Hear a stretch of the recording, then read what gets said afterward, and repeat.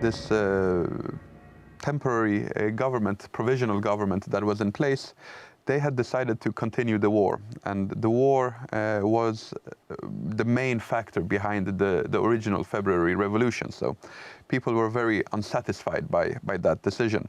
But the provisional government felt that the war had to be continued. They had issued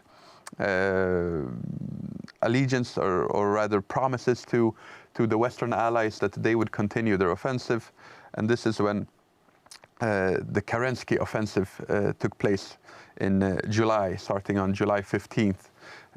Kerensky had decided that it was time to launch a major offensive.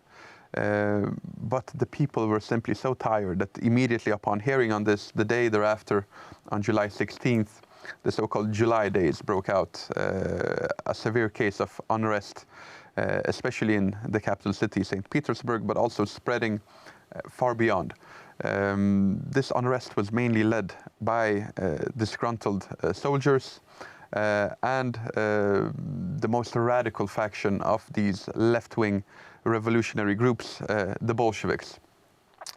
During the July days, for 4 days, the rioting was very severe, but at the same time, it led to changes.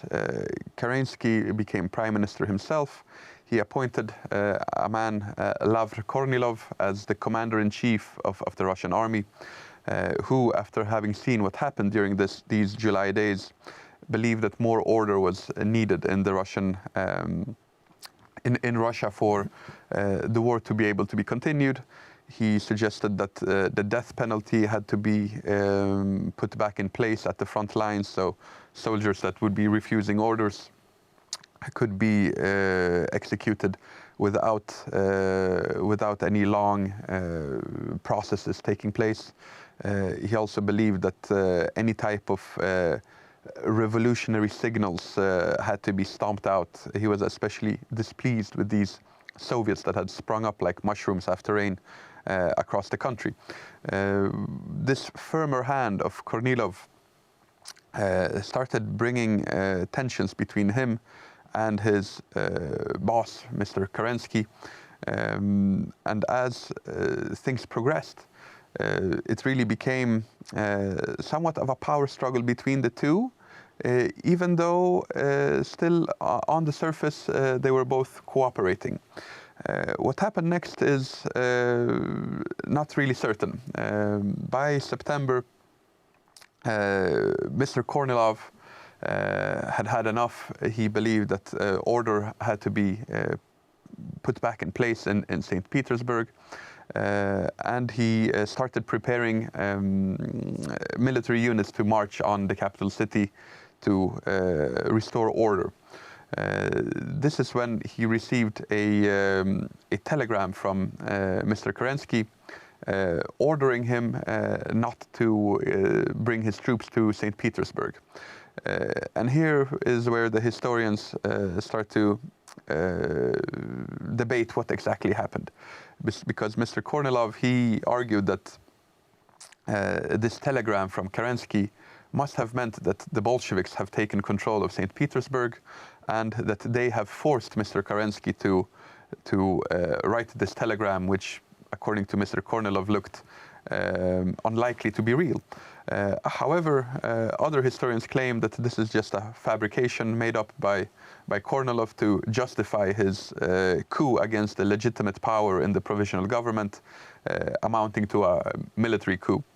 A large part of the army didn't want to move with Kornilov. He wasn't able to mobilize enough units according to plans, but still he had a quite large force after all, and they marched off toward St. Petersburg.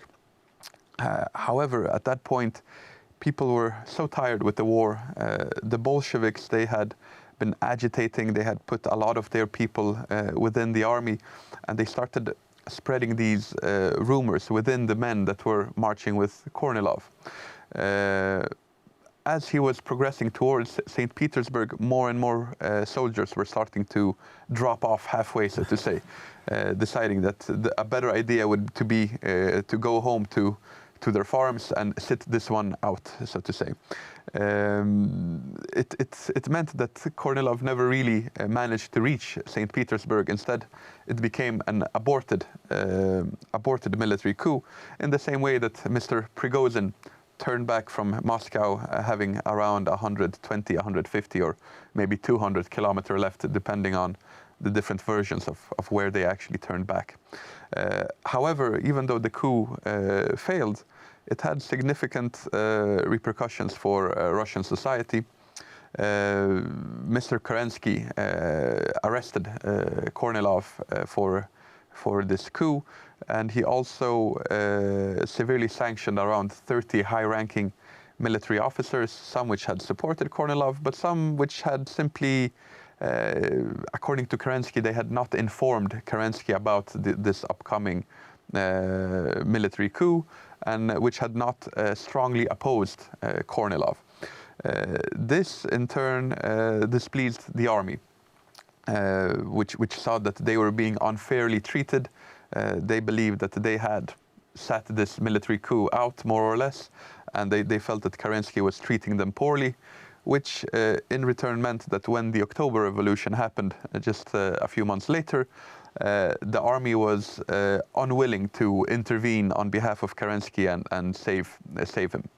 Adam, as usual, the clock in the corner of the room has ticked away, so I'm going to have to ask you to pause there, but we'll pick it up next time. There we are. I've had to interrupt Adam almost in mid-sentence, but fear not, if you join us next time, as we hope you will, we'll pick up the story. In the meantime, thank you for watching Poland Daily History.